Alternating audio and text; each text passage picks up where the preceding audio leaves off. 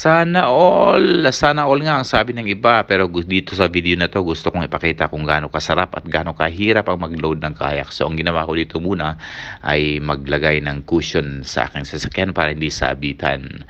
Yan, nilagay ko yung mat sa sasakyan, and sa unang try ko na pag-akyat ng kayak ay medyo hindi tama ang angle ko sa pag-akyat ko ng ganyan. Medyo patagilid.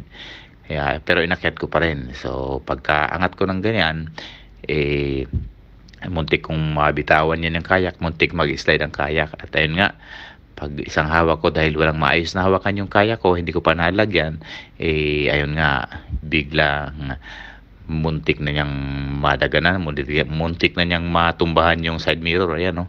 Tanggal sana yung side mirror niyan, kaya nag-reset muna ako. Reset muna, at narinig ni Kaon na sumisigaw ako. Kaya tinulungan niya muna akong mag-asinta ng aking kayak. Ayoko namang tulungan niya ako ng buong buo kasi kailangan kong masanay kung paano. Pero gamay ko na ngayon na kailangan lang naka-straight talaga dun sa cushion mo, and all that is left is to push the kayak. Ayan, to push the kayak on top of the roof, and ayun na nga, i-align na lang siya ng ganyan. I-align na lang natin yan. Si Kaon pang nag-align yan. And magkatapos dyan, tanggalin natin yung cushion and lalagyan natin ng tali. Ang gamit kong tali dyan ay cam jam ang tawag nila dyan. Ang cam jam ay humihigpit ng humihigpit habang pinipihit mo yung niya, hinihila mo yung tali, ay humihigpit siya ng humihigpit. So ayan, dalawang cam jam yan, at tinalian ko pa yan ng dalawang lubid dun sa front ng kayak para sure na hindi siya magsiswing pag dumaan tayo ng runabout. Ayan.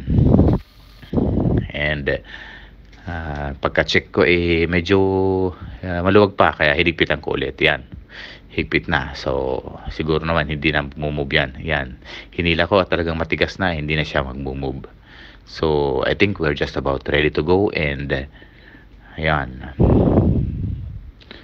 ready na tayo, and last check na lang. Yan, so ready na tayo. This is a 20-minute process na time lapse ko lang, fast forward ko lang. Okay, see you next time, and